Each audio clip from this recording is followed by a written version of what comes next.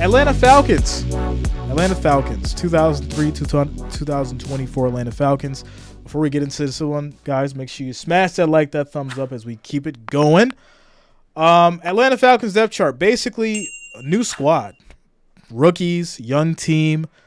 There's going to be a lot of development. Hopefully a lot of time spent with, offensive line and offensive coordinators. The whole thing is being restructured. So I don't have high hopes for Atlanta, but I do think with what's presented, they can do something right with it. Obviously, you got Desmond Ridder as your starting quarterback. Behind him is going to be Mr. Tyler Heineke. He did decent for the Commanders. I mean, as much as he could have. So he's going to be a good second if something happens to Desmond or if Desmond can't perform the way that he needs to. Running back, Mr. Robinson. Of course, wide receiver is going to be Drake London, Mac Hollins, Scotty Miller, Kyle Pitts, your tight end. Keith Smith, fullback. Jake Matthews, left tackle. Matthew Bergeron, left guard. Drew Dahlman, your center. Right guard, Chris Lindstrom. And then right tackle is going to be Caleb McGarry. So, yeah, you have some new shining stars, new talent. And I want to see them do okay, right? We know they're going to have a tough time, but want to see some good games. Listen, nobody really wants to see a team get blown out because then the games aren't really as fun, right? You want to see close games, teams play good. I'm hoping that Atlanta definitely have some games where we're like, oh, man, we didn't expect that. So hopefully that does happen. But, hey, we'll see. Keep it going to the defense. We've got Callis Campbell, David Onyemata, Grady Jarrett, Lorenzo Carter, Troy Anderson, Caden Ellis, Bud Dupree, A.J. Terrell, Richie Grant, Jesse Bates III, and Jeff Okuda. And then as far as for our special teams, we have Young Ho Koo, Bradley Pinion, Mike Hughes, Cordero Patterson, and Liam McCullough. Mr. Cordero Patterson is that guy that used to run the ball back all the time, and haven't heard too much of his name lately. But hey, we may get a show of him soon. We'll see what happens. Shout out to Scott. Says same with Favre and Rodgers. He more or less just paid attention to Favre, wasn't really teaching him. So there was a story that I did about Mr. Rodgers last year. It was last year. Some of you may remember this when I called Aaron Rodgers a diva because obviously he basically stated that, it wasn't his job to train rookies on, potentially taking over his job and things like that. Right? And that was one of the biggest things because Mr. Rodgers didn't want to really have to work with rookies to train and motivate and develop them. And he really just wanted a made team, which is kind of like why he's over there with those Jets now. You guys remember that. So how much can you learn from a man that really doesn't want to teach you anything opposed to just watching what he does? So, yeah. But hey, let's keep it going. Getting into the season. Atlanta Falcons 2023 season. Week 1, Carolina Panthers. Hey, I might give them this one, right? If there's any team that you're going to beat, it's going to be the Panthers. Next up is Green Bay, Week 2. This may be more even as far as of any game for them. Jordan Love and company, we're just talking about them.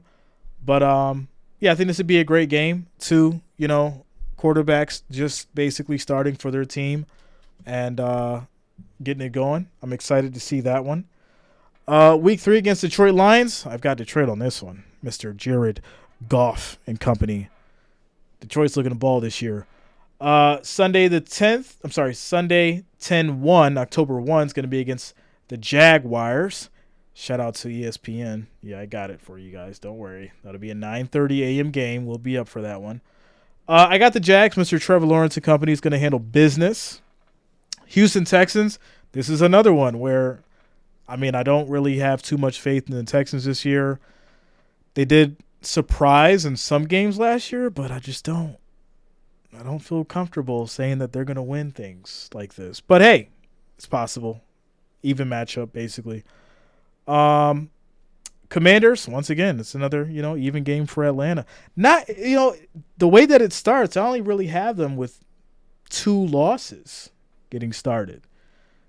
I'll give them Carolina, Green Bay, they might pull it off depending on how well they're playing. They'll lose to Detroit, most likely. They'll lose to Jacksonville, most likely. But realistically, I mean, they can win against the Texans. They can win against the Commanders. Tampa Bay's not really doing much. I don't trust Baker Mayfield over there. We'll probably see Kyle Trask soon. Tennessee Titans, hey, will Hopkins cook on them? We'll see. I'm going to take Minnesota on that one. I'm going to give Atlanta, Arizona. They'll, of course, go on their bye week after that, week 11. Week 12, the Saints. They'll then face the Jets on the December 3rd. Tampa Bay again, Panthers again. They'll face the Colts. Shout out to Luta. Go against those Bears, Chicago Bears, and then the Saints. So, hey, I mean, they've got an opportunity to win some games here, make a name for themselves. Whether or not they have the chemistry to do so and actually pull off some upsets is what's going to be in question. Obviously, they'll start preseason against Miami, the Bengals, and the Steelers. So they've got their work cut out for them in the preseason. Not that it really matters. I mean, it kind of does and it doesn't, but you get the point.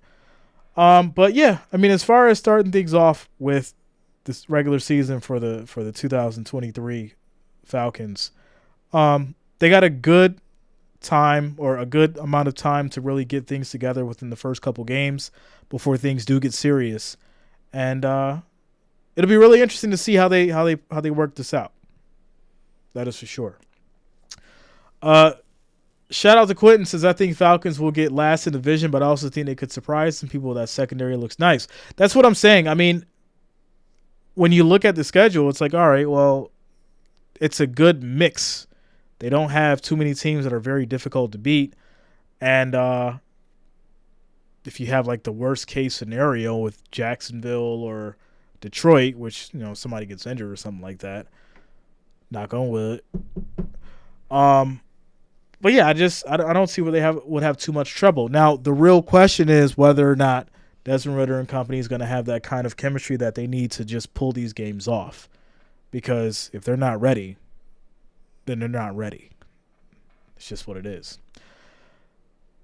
Scott says Falcons are going to be the same level as Commanders, both bottom of the division. We'll see. We shall see.